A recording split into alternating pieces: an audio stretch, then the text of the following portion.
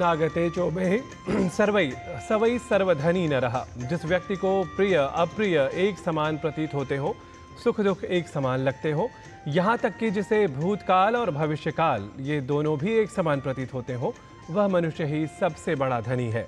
ऐसा कहलाने के वह सर्वथा योग्य है। अस्तु, अभिनंदनम, अभिवादनम और सस्वागतम, सुप्रभातम। सुप्रभातम के एक और नए अंक के साथ मैं हूं आप सभी के समक्ष नारायण दत्त मिश्र और समर्पित है मेरी ओर से आप सभी को सादर सत्कार के साथ नमस्कार।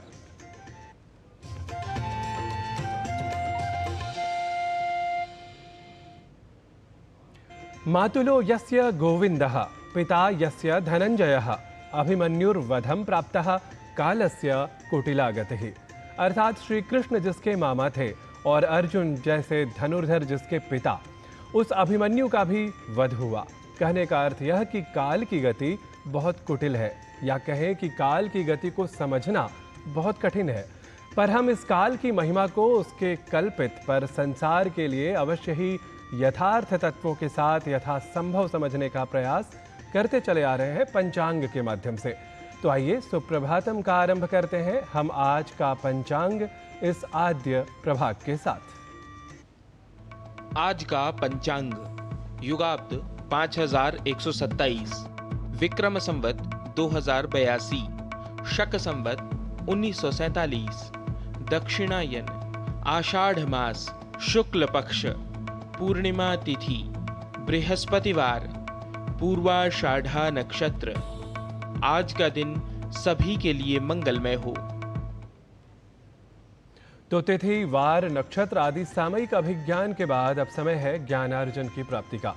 संस्कृत का एक सुवचन है, श्लोक है, विषादप्यमृतम ग्राह्यम बालादपि सुभाषितम अमित्रादपि सद्वृत्तम अमेध्यादपि कांचनम। अर्थात विष से भी अमृत, बच्चे से भी सुंदर बातें, शत्रु से भी सदाचार एवं अपवित्र स्थान से भी सोना का ग्रहण कर लेना चाहिए। कहने का भाव यह कि यदि कुछ विशेष प्राप्त करना हो तो अच्छा बुरा, ऊंचा नीचा, छोटा बड़ा जैसे तुच्छ विचारों में नहीं फंसना चाहिए।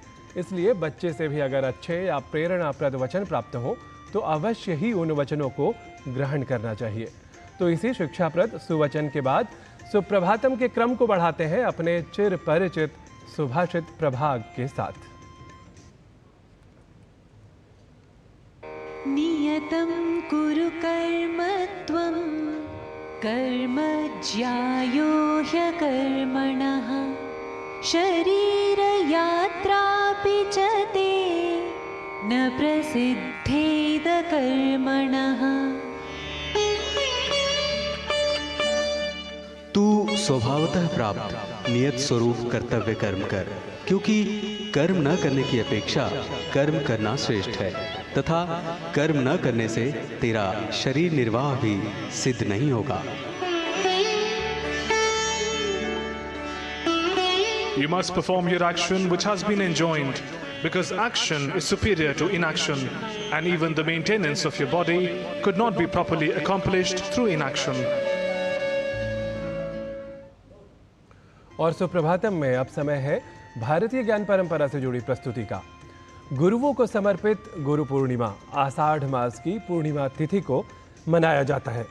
गुरु पूर्णिमा का यह पर्व सभी गुरुओं के प्रति सम्मान के विशेष प्रदर्शन हेतु मनाया जाता है। शास्त्रानुसार गुरु को सर्वोच्च स्थान प्राप्त है। वह गुरु ही है जो हमें अंधकार से दूर ज्ञान रूपी प्रकाश की ओर ले जाता है। जीवन के प्रत्येक अवस्था में हमें गुरु प्रदत्त ज्ञान की आवश्यकता होती है। गुरु की आज्ञा का अनुसरण करते हुए ही हम अपने जीवन को निर्बाध रूप से सुखमय बना सकते हैं। तो आइए देखते हैं गुरु पूर्णिमा पर आधारित हमारी सहयोगिनी निधि तिवारी की यह विशेष रिपोर्ट।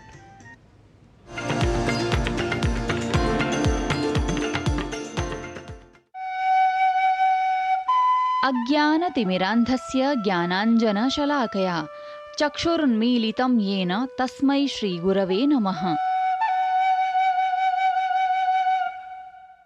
आषाढ़ मास की पूर्णिमा तिथि को गुरु पूर्णिमा का पावन पर्व मनाया जाता है। यह दिन सभी गुरुओं को समर्पित है। भारतीय संस्कृति में गुरु को भगवान से भी ऊंचा स्थान दिया गया है, क्योंकि गुरु ही वह माध्यम है जो शिष्य को ज्ञान का मार्ग दिखाता है और उसे अज्ञान के अंधकार से निकालकर प्रकाश की ओर ले जाता है। गुरुओं के प्रति कृतज्ञता और श्रद्धा व्यक्त करने का यह गुरु पूर्णिमा का पावन पर्व, जिसे व्यास पूर्णिमा के नाम से भी जाना जाता है, महाभारत के रचनाकार और वेदों के संहिताबद्ध कर्ता आदि गुरु महर्षि वेदव्यास के जन्म दिवस के उपलक्ष्य में मनाया जाता है। गुरु शब्द का अर्थ है गुकारस्त्वंधकारः स्याद् ऋकारस्तेज उच्यते अज्ञानग्रासकं ब्रह्म गुरुरेव न संशयः। अर्थात गु शब्द का अर्थ है अंधकार और रू शब्द का अर्थ है तेज रूप ब्रह्म। वह गुरु ही है जिसमें किसी भी प्रकार का संशय नहीं है। गुरु पूर्णिमा के पर्व से ही चातुर्मास का आरंभ होता है, जिसमें साधु संत स्थिर होकर ज्ञान, ध्यान और प्रवचन में प्रवृत्त होते हैं। इसके अलावा बौद्ध धर्म में गुरु पूर्णिमा का विशेष महत्व है, क्योंकि इसी दिन भगवान बुद्ध ने सारनाथ में अपना पहला उपदेश दिया था। जब बुद्ध ने अपने 5 शिष्यों को 4 आर्य सत्यों का उपदेश दिया था, तब से यह दिन धर्म चक्र प्रवर्तन दिवस के रूप में भी मनाया जाता है। इस दिन बौद्ध अपने गुरुओं और बुद्ध की शिक्षाओं का सम्मान करते हैं और आध्यात्मिक जागृति की ओर अपने समर्पण को नवीनीकृत करते हैं।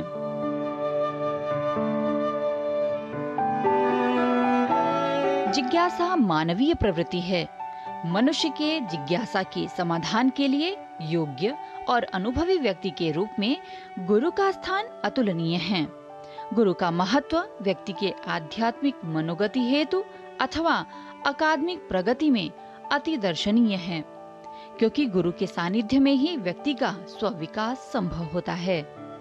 गुरु की महत्ता इस बात से ही स्पष्ट होती है कि जन्म से मृत्यु पर्यंत तक किसी व्यक्ति का नैतिक और आध्यात्मिक कर्तव्य हो जाता है कि वह अपने जीवन में मोक्ष प्राप्त करने के लिए अपने सभी ऋण को चुकाए। और सनातन धर्म में जन्म से ही 3 ऋणों के अंतर्गत आते हैं: पितृऋण, देव ऋण और ऋषि ऋण। ऋणानि त्रीण्यपाकृत्य मनोमोक्षे निवेशयेत अनपाकृत्य मोक्षं तु सेवमानां व्रजत्यधः। तीनों ऋणों को चुकाकर मन को मोक्ष में लगाना चाहिए और बिना ऋण को चुकाने वाले को मोक्ष के लिए प्रयत्न नहीं करना चाहिए। मनुस्मृति में कहा गया है कि तीनों ऋणों को चुकाकर व्यक्ति अपने मन को मोक्ष के लिए लगाए, और जो व्यक्ति बिना इन ऋणों को चुकाए हुए मोक्ष के लिए प्रयत्न करता है वह दोषी होता है।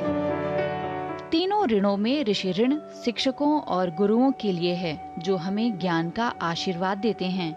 मानव जीवन में ज्ञान, शिक्षा और मार्गदर्शन के महत्व को व्याख्यायित करता है एक गुरु। ऋषि ऋण एक महत्वपूर्ण अवधारणा है जो ज्ञान के महत्व, सामाजिक दायित्वों और आध्यात्मिक विकास पर बल देती है। इसे चुकाने का अर्थ है प्राप्त ज्ञान को दूसरों तक पहुंचाना और उसका उपयोग समाज के कल्याण के लिए करना। निधि तिवारी, डीडी न्यूज।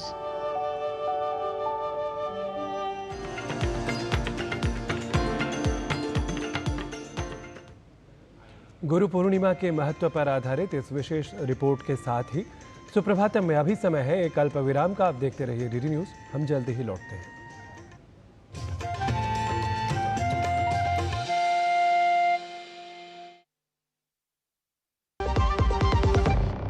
टाइम पे खा लेना और प्लीज बाइक धीरे चलाना जी। और ये तुम्हारी सेफ्टी के लिए। अरे एक बात तो रह गई। LIC? ये हमारी सेफ्टी के लिए।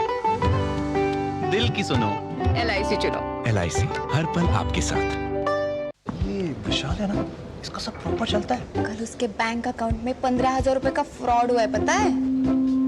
इसको तो कोई टेंशन ही नहीं होती है। देखना। टेंशन क्यों? मेरी कोई गलती नहीं थी। फिर भी फ्रॉड होने पर मैंने तुरंत बैंक को इन्फॉर्म कर दिया। RBI कहता है अगर आपके अकाउंट से किसी ने धोखे से पैसे निकाले हैं तो बैंक को जल्द से जल्द इन्फॉर्म कीजिए। 3 दिन के अंदर इन्फॉर्म किया तो कोई नुकसान नहीं होगा। जितना लेट करोगे उतना ज्यादा नुकसान। और सुन, सब चलता नहीं है, प्रॉपर चलाना पड़ता है। RBI कहता है जानकार बनिए, सतर्क रहिए।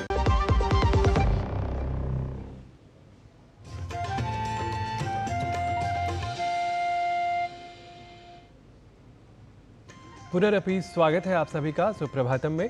सुप्रभातम में अब समय हो गया है स्वास्थ्य मंत्र से जुड़ी प्रस्तुति का।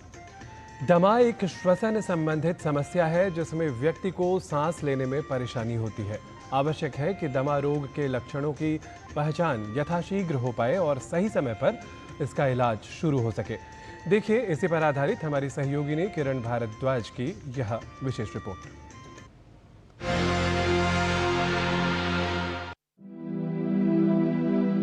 दमा एक श्वसन रोग है जो काफी लोगों को प्रभावित करता है। दमा से प्रभावित व्यक्ति में सांस लेने में कठिनाई होती है। दमा होने पर किसी विशेष संवेदी तत्व के संपर्क में आने पर व्यक्ति की श्वसन नलिकाओं में सूजन आ जाती है, जिसकी वजह से श्वसन मार्ग सिकुड़ जाता है और व्यक्ति को समस्या होती है। दमा या एस्थमा एक बहुत ही ज़्यादा प्रेवलेंट बीमारी है। बहुत लोगों को एस्थमा है, लेकिन या तो उन्हें पता नहीं लगता कि उनको एस्थमा है, या दूसरी चीज़ ये होती है कि कई लोगों को बहुत ये झिझक होती है कि उनको एक एस्थमा के रोग का लेबल दिया जाए। पहली बात ये समझना ज़रूरी है कि एस्थमा और दमा आज के दिन में बहुत ही अच्छी तरह से ट्रीटेबल, वो बीमारी है जिसका पूरा इलाज या पूरा कंट्रोल हो सकता है। ट्रिगर्स यानी वो तत्व जिनसे दमे के लक्षण उत्पन्न हो सकते हैं। ऐसे कई तत्व हो सकते हैं जैसे घर में धूल मिट्टी, धुआं, वायु प्रदूषण, पराग के कण, तेज गंध, अचानक तापमान में परिवर्तन। इन सभी तत्वों से दमे का दौरा पड़ सकता है। ट्रिगर बहुत ज़रूरी है समझना। जब मौसम बदलता है, कई लोगों को एलर्जी की टेंडेंसी होती है। ये अप्रैल मई का समय और जो नवंबर अक्टूबर के टाइम का समय है जब मौसम बदलता है, इसमें कई बार पोलन सीजन कहते हैं कि जो कई पेड़ पौधे हैं वो अपना पोलन भी हवा में रिलीज़ करते हैं। जो लोग सेंसिटिव हैं, जिनको एलर्जी है, वो इन समय में अब ये महसूस करते हैं कि उनकी खांसी बढ़ गई, सांस फूलना बढ़ जाता है, सीटी जैसी आवाज़ आना जिसको हम वीजिंग कहते हैं वो बढ़ जाता है।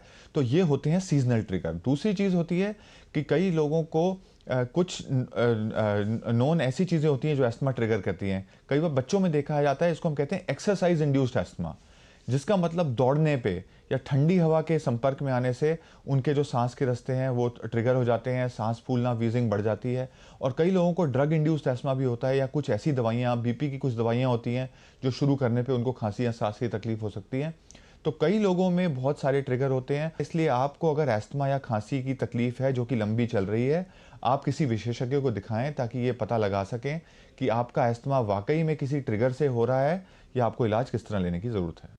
यदि दमे का सही इलाज ना हो या इसके लक्षणों को नजरअंदाज किया जाए तो गंभीरता बढ़ सकती है। जब हम एस्थमा के मरीजों का इलाज करते हैं, हमारा एम ही यही होता है कि किस तरह वो मरीज इस तरह रहे कि पता ही ना लगे उनको कोई बीमारी है।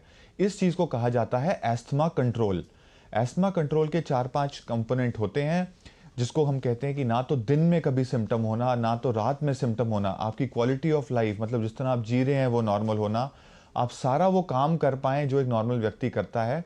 और इसको इन्हेलर्स के द्वारा उनकी डोज, मात्रा, ड्यूरेशन कितना देना है, वो सब करके पूरी तरह से कंट्रोल किया जा सकता है। 2-3% वो लोग जिनमें एस्थमा, सीवियर एस्थमा होता है, उनके लिए आज ऐसी इलाज भी अवेलेबल हैं जिसको हम बायोलॉजिकल थेरेपी कहते हैं, जो इंजेक्शन के द्वारा बहुत ही कम प्रपोर्शन जो लोग हैं उनको दी जाती है। उनमें भी एस्थमा का पूरा कंट्रोल करके उनको एक नॉर्मल व्यक्ति जैसा जीवन दिया जा सकता है। आवश्यक है कि दमा होने पर उसका सही प्रबंधन किया जाए, जिससे व्यक्ति के जीवन को बेहतर बनाया जा सके। किरण भारद्वाज, डीडी न्यूज।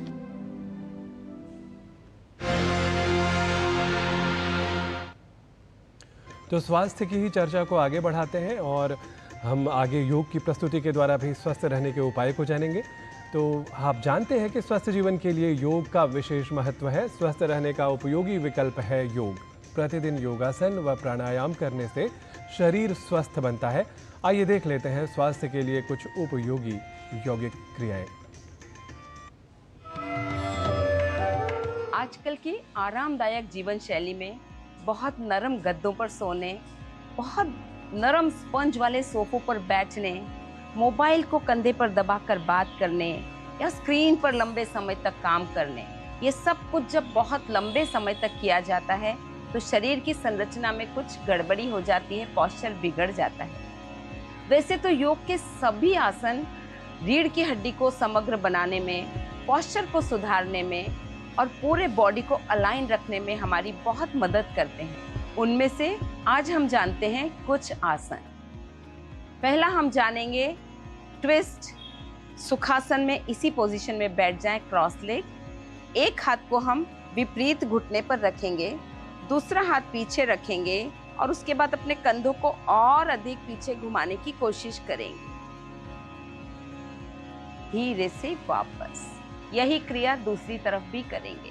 तो जब हम ट्विस्ट कर रहे हैं तो हमारी बॉडी को अलाइन करने, रीढ़ की हड्डी को स्ट्रेंथ करने में बहुत मदद मिलती है। दूसरा आसन है पर्वत आसन। दोनों हाथों को साइड में रखेंगे, हथेलियां ऊपर की तरफ। धीरे से श्वास लेते हुए दोनों हाथों को ऊपर स्ट्रेच करेंगे और अच्छे से मिला लेंगे। अब अपने पूरे बॉडी को ऊपर स्ट्रेच करना है। इस प्रकार से हमारे पूरे शरीर में बहुत अच्छा खींचाव आता है और बॉडी का अलाइनमेंट ठीक होता है। धीरे से वापस आएंगे। तीसरा हम करेंगे उत्कट आसन। पैरों में कंफर्टेबल दूरी। श्वास लेते हुए हमें पंजों पर आना है, हाथों को कंधे के लेवल पर लेना है। श्वास छोड़ते हुए धीरे धीरे नीचे बैठना है। कुछ देर इसी स्थिति में रुकना है। धीरे से श्वास लेते हुए हम वापस आ जाएंगे और आसन से वापसी करेंगे। ये बैलेंसिंग का पोस्चर हमारे माइंड एंड बॉडी के कोऑर्डिनेशन को बढ़ाता है, पैरों को स्ट्रेंथन करता है और बॉडी को अलाइन करता है। इस प्रकार से योग के आसन को नियमित करने से आप अपने बॉडी के अलाइनमेंट को बहुत अच्छा रख सकते हैं। आइए इसी विषय पर जानेंगे कुछ विशेष practical tips yoga guru doctor हंसा जी योगेंद्र से। नमस्कार। देखा ये गया है कि हमारे शरीर का जो अलाइनमेंट है, बैलेंस, वो बराबर नहीं रहता है, क्योंकि हम एक हाथ से ज़्यादा काम करते हैं, दूसरे से कम। एक बाजू ज़्यादा हम आराम से बैठते हैं, दूसरी बाजू से कम। एक पोस्चर ले रही है, पाँव इस तरफ ही रखना, उस तरफ हम नहीं रखते। यानी हमारी अलाइनमेंट में ही सब गड़बड़ है। बहुत ज़रूरी है कि उसका ध्यान रखा जाए। जैसे आप बैठकर उठते हो तो दोनों पैरों के बीच का अंतर बिल्कुल समानांतर हो, दोनों पैर पर सही वजन देकर आप उठे हों और इसकी आदत डालें। जब आप चल रहे हो तब भी ध्यान से दोनों पैरों पर ध्यान रख के चलें।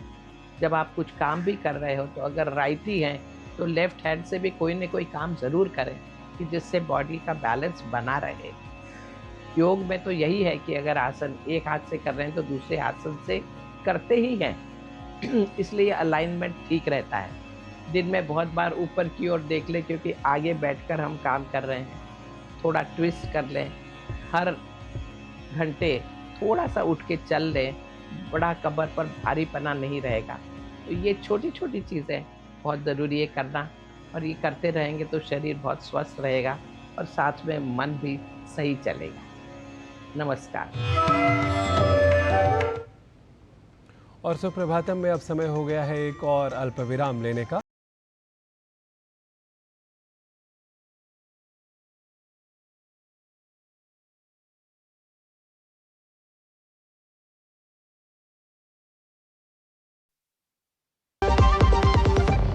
कहाँ खोया रहता है भाई? हमेशा मोबाइल में घुसा रहता है। आपकी महबूबा देख रहा हूँ। ये सब क्या है भैया? हाँ, क्या बाइक थी यार, पिंच एकदम। हाँ, बाइकर बनने का सपना जो था, फिर ये डुगडुगी गई कहाँ? पापा के साथ साथ सारे सपने भी चले गए। अब तो बस अपने गैराज में बैठा लोगों की डुगडुगी ठीक करता रहता हूँ। और अपने बच्चों के सपनों के साथ ऐसा कुछ नहीं होने देना। वो कैसे? पहले से लाइफ इंश्योरेंस का टर्म प्लान ले रखा है। बड़े भैया, सपनों को रखो सुरक्षित टर्म प्लान के साथ। सबसे पहले लाइफ इंश्योरेंस। सर, पेरी पुलाव ट्राई करो, मस्त है।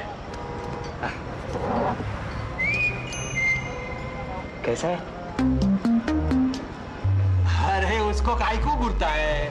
टिप्स इग्नोर करने का, अपना दिमाग लगाकर ऑर्डर देने का। मार्केट का स्टॉक टिप्स बहुत लोग देता है, डेंजरस हो सकता है। कंपनी और रिस्क पूरा समझने का, फिर इन्वेस्ट करने का। सोच कर, समझ कर, इन्वेस्ट कर।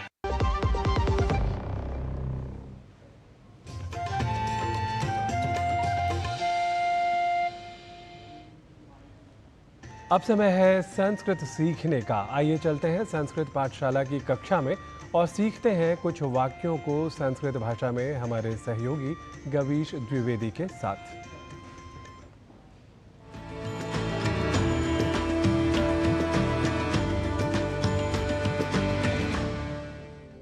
नमो नमः मित्राणि। भाषा प्रभागस्य एतस्यां संस्कृतकक्षायां भवतां सर्वेषामपि स्वागतम्। मम नाम गवीशः। संस्कृत कक्षा में आज हम यात्रा से वापस आए किसी परिचित से होने वाले संवाद को कुछ वाक्यों के माध्यम से संस्कृत में बोलना सीखेंगे। हमें यदि पूछना हो कब आए तो हम कहेंगे कदा आगतवान। कदा आगतवान। क्या आज सवेरे आए? यदि इस वाक्य को संस्कृत में बोलना हो तो कहेंगे किम अद्य प्रातः आगतवान। किम अद्य प्रातः आगतवान। यदि पूछना हो यात्रा कैसी रही तो कहेंगे कथम आसीत् प्रवासः। कथम आसीत् प्रवासः। यात्रा के लिए संस्कृत में प्रवासः इस पद का प्रयोग किया जाता है। वैसे यात्रा शब्द भी संस्कृत का ही शब्द है। यदि कहना हो यात्रा व्यवस्था तो ठीक थी तो संस्कृत में कहेंगे प्रवास व्यवस्था तु समीचीना स्यात्। प्रवास व्यवस्था तु समीचीना स्यात्। कितने दिनों की यात्रा थी? यदि यह वाक्य हो तो संस्कृत में कहेंगे कति दिनानां प्रवासः आसीत्। कति दिनानां प्रवासः आसीत्। क्या अकेले गए थे? इसे संस्कृत में कहना हो तो कहेंगे किम एकाकी गतवान। किम एकाकी गतवान। यदि कहना हो नहीं नहीं परिवार के साथ गया था तो संस्कृत में कहेंगे नैव सपरिवारं गतवान आसम। नैव सपरिवारं गतवान आसम। रास्ते में एक दुर्घटना हुई। यदि यह वाक्य हो तो संस्कृत में बोलेंगे मार्ग मध्ये दुर्घटना संजाता। मार्ग मध्ये दुर्घटना संजाता। किसी को कोई चोट नहीं आई। विशेषतया कोपि न आहतः। विशेषतया कोपि न आहतः। यदि हमें वाक्य बनाना हो 3 दिन वहां रुके तो इसे संस्कृत में कहेंगे दिनत्रयं तत्र स्थितवन्तः। दिनत्रयं तत्र स्थितवन्तः। क्या इतना ही सामान है? यदि यह पूछना हो तो संस्कृत में पूछेंगे वस्तूनि एतावन्ति एव किम। वस्तूनि एतावन्ति एव किम। अरे बहुत थक गया हूं। अत्यंतम श्रान्तः अस्मि भोः। अत्यंतम श्रान्तः अस्मि भोः। यदि वाक्य हो कौन प्रतीक्षा कर रहा है तो संस्कृत में कहेंगे कः प्रतीक्षते भोः। कः प्रतीक्षते भोः। यदि वाक्य बनाना हो ऑटो रिक्शा में चलते हैं तो संस्कृत में कहेंगे त्रिचक्रिका यानेन चलामः। त्रिचक्रिका यानेन चलामः। क्यों व्यर्थ खर्च करें? यदि यह वाक्य हो तो कहेंगे किमर्थम वृथा व्ययः इति। किमर्थम वृथा व्ययः इति। वहां क्या क्या देखा? यदि यह पूछना हो तो संस्कृत में पूछेंगे तत्र किम किम दृष्टवान। तत्र किम किम दृष्टवान। यदि वाक्य हो बहुत से स्थान देखे तो संस्कृत में कहेंगे विविधानि स्थलानि दृष्टवान। विविधानि स्थलानि दृष्टवान। जानते हो बहुत सुंदर था।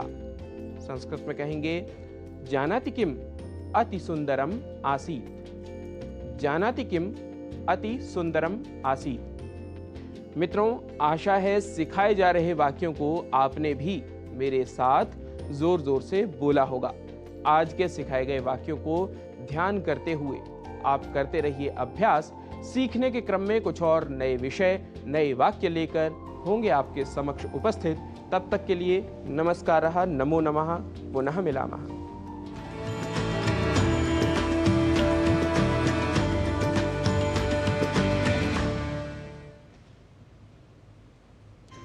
परिक्षीणः कश्चित् स्पृहयति यवानां प्रसृतये सपश्चात् सम्पूर्णो गणयति धरित्रीं तृणसमाम् अतश्चानैकान्त्यात् गुरुलघुतयार्थेषु धनिनाम् अवस्था वस्तूनि प्रथयति च संकोचयति च अर्थात जब कोई व्यक्ति दरिद्र होता है तो मुट्ठी भर जौ के लिए भी उसका दिल ललचता है। वही बाद में जब भरा पूरा अर्थात समृद्ध हो जाता है तो सारे संसार को तिनके के समान समझने लगता है। इसलिए कहा जाता है कि धनी लोगों में छोटेपन और बड़ेपन के भाव के सदा एक सा न रहने के कारण उसकी अवस्था या परिस्थिति ही उन्हें छोटा या बड़ा बनाती है। तो इस वचन के साथ ही सुप्रभातम की आज की प्रस्तुति में इतना ही। कल पुनः सुप्रभातम के एक और नए अंक के साथ हम लौटेंगे। तब तक के लिए मुझे अपने सहयोगियों के साथ दीजिए अनुमति।